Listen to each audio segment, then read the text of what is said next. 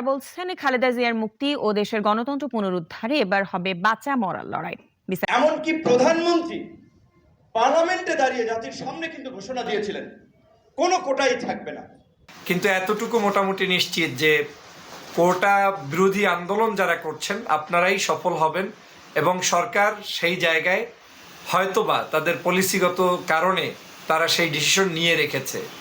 আমার কাছে মনে হচ্ছে আগামী 2-1 দিনের মধ্যে বাংলাদেশের কোর্টের মাধ্যমেই বাংলাদেশের সাধারণ শিক্ষার্থীদের যে দাবি সেই দাবির ফলাফল তারা পেতে যাচ্ছেন, তথা বাংলাদেশে কোটা যে আন্দোলন চলছে এই কোটা আর থাকবে না। সরকার পতনে বাঁচা মরার লড়াইয়ে আন্দোলনে নামতে যাচ্ছে বিএনপির নেতাকর্মীরা। তার সাথে সাথে যে ডক্টর ফজলুল হক আরেকটা তথ্য দিয়েছেন যে কোটা বাতিলের বিরুদ্ধেই রায় আসতে যাচ্ছে শীঘ্রই। তো এ বিষয় নিয়ে কয়েকটা ভিডিও রয়েছে, গুরুত্বপূর্ণ ভিডিও, এবং নুরুল হক নুরও কোটার এই আন্দোলনের বিষয়ে কথা বলছেন। চলুন আমরা একটু দেখে আসি। চলমান কোটা বিরোধী আন্দোলন বাংলাদেশে তোলপাড় হয়ে চলেছে। সমগ্র বাংলাদেশের সমগ্র রাজপথ ছাত্রদের শিক্ষার্থীদের দখলে এখন চলেছে। ঠিক সেই মুহূর্তে কোটা বিরোধী আন্দোলন যারা করছেন তারা বাংলাদেশের সমগ্র ছাত্রদের প্রতিনিধিত্ব করে এই আন্দোলন করছেন। আন্দোলন সফল হবে জেনে সরকার এখানে একটি কৌশলের অবলম্বন গ্রহণ করেছে। একদিকে সাধারণ শিক্ষার্থীদেরকে রাজপথে নামিয়েছে, অন্যদিকে বাংলাদেশের এই সাধারণ শিক্ষার্থীদেরকে নিয়ে সময় ক্ষেপণ করাচ্ছে সরকার। সরকার চাচ্ছে যে এই আন্দোলন একটু লম্বা সময়ের জন্য হবে।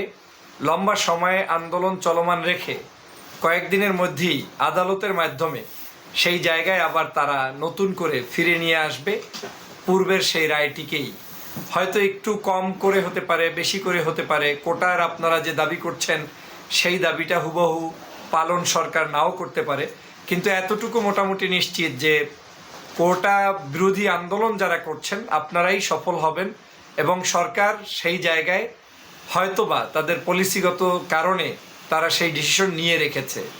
আমার কাছে মনে হচ্ছে আগামী 2-1 দিনের মধ্যে বাংলাদেশের কোর্টের মাধ্যমেই বাংলাদেশের সাধারণ শিক্ষার্থীদের যে দাবি সেই দাবির ফলাফল তারা পেতে যাচ্ছেন, তথা বাংলাদেশে কোটা যে আন্দোলন চলছে এই কোটা আর থাকবে না, অথবা কম করে কোটা নির্ধারণ করে দেওয়ার একটি নির্দেশনা সেখান থেকে আসতে পারে।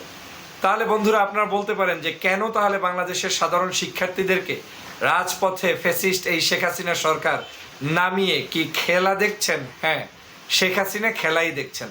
শেখ হাসিনা চায় যে সাধারণ শিক্ষার্থীরা আন্দোলন করুক, রাজপথে ঝাঁপিয়ে পড়ুক, তারা বিভিন্ন ধরনের অ্যাক্টিভিটিসের সাথে সম্পৃক্ত থাকুক, কিন্তু এই সম্পৃক্ততার ফাঁকে বাংলাদেশের জাতীয় অনেক বড় বড় ইস্যুগুলোকে তারা বিভিন্নভাবে তাদের এই ইস্যুগুলোকে টেনে এনে ওই বড় ইস্যুগুলোকে দাবিয়ে রাখতে চায়।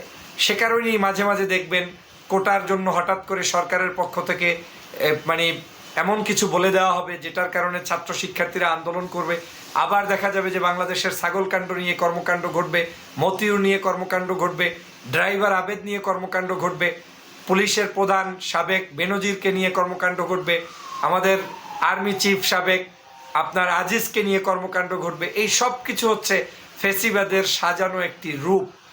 এই ফেসিবাদ সরকার যখন টিকে থাকতে চায় তারা এই ধরনের অ্যাক্টিভিটিস সবসময়ই করে থাকে, আর তাই এখন করছে।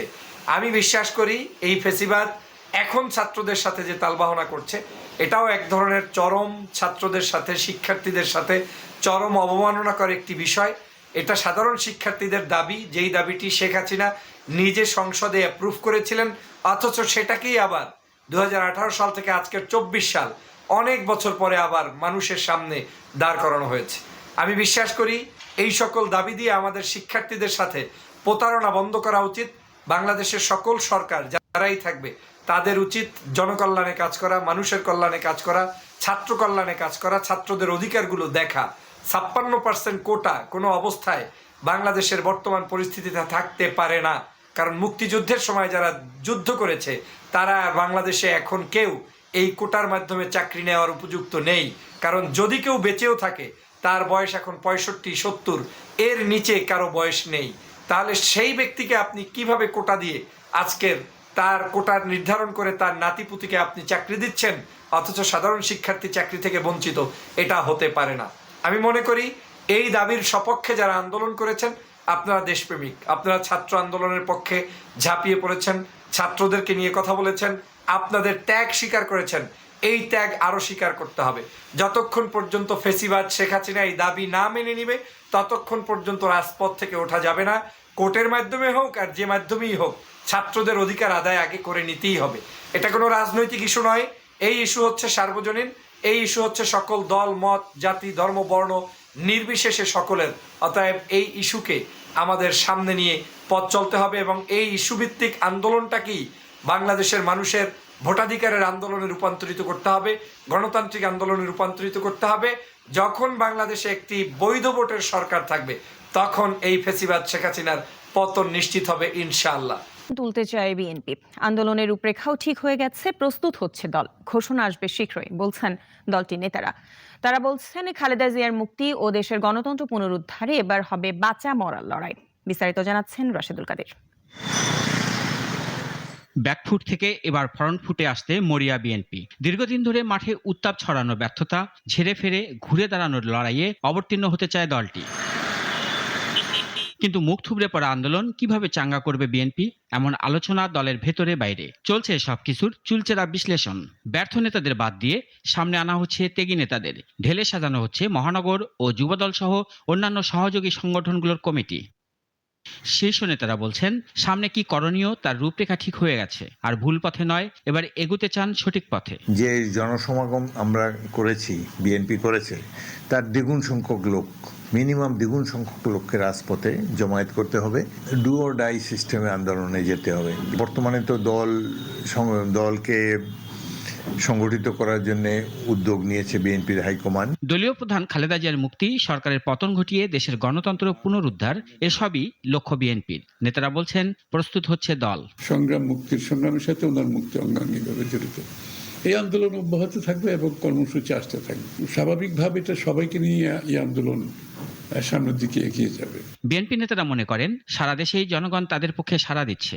এখন রাজপথে শক্তি দেখানোর পালা। ভুল এড়িয়ে সঠিক পথের কি রূপরেখা তার ঘোষণা আসবে 2-1 দিনের মধ্যেই।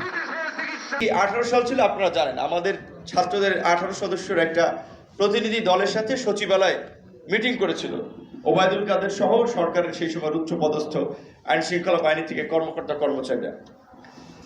আপনার এমনি প্রেসের উপস্থিতিতে মিটিং শেষে সবাইকে বের করে দিয়ে শেষে একটা কথা বলছিল যে দেখেন, আপনারা আন্দোলন করছেন যৌক্তিক, কিন্তু এটা সরকারের বিদায়ী বছর। আমরা এই আন্দোলনকে সরকার বিরোধী আন্দোলন, সরকার পতনের আন্দোলন হিসেবে চিহ্নিত করছি। কাজী এই আন্দোলনকে দমন করার জন্য সরকারের যা করার সরকার তাই করবে। তখন ডিএমপির কমিশনার ছিলেন আসাদুজ্জামান মিয়া, তারা সব একটা হুমকি দিয়েছেন। কিন্তু তখন আমরা বলেছিলাম আমরা তো সরকার পতনের জন্য আসিনি, ছাত্রদের দাবি নিয়ে এসেছি, সেটা মেনে নেন, তাহলেই তো হয়। কিন্তু দেখেছেন সেটাও কিন্তু কিভাবে প্রতারণা করেছিল। বলছিল যে 1 মাসের মধ্যে এটার সমাধান হবে, হয় নাই।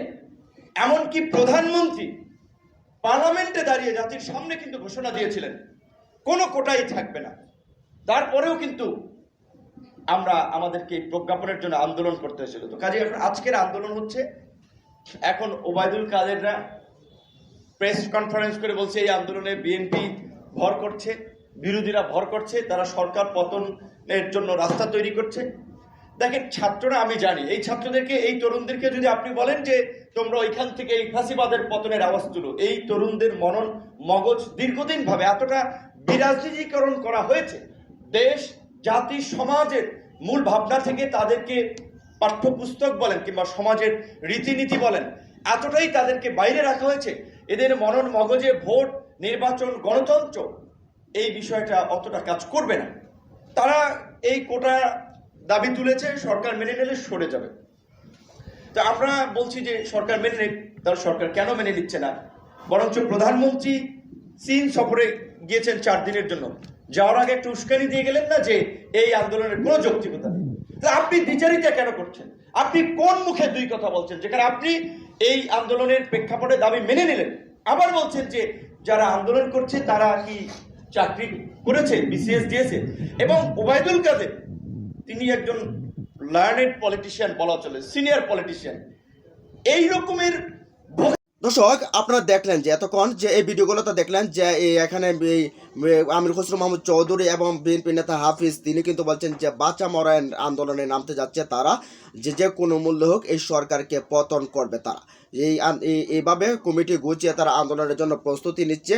তার সাথে সাথে ডক্টর ফয়জুল হক আরেকটা কথা বলছে যে আন্দোলনের জন্য কোটা বাতিলের জন্য ছাত্ররা মাঠে নামছে, আন্দোলন করছে, এই এক সপ্তাহের উপরে চলে গেছে আন্দোলন করছে, সেই আন্দোলনের পক্ষেই রায় আসবে।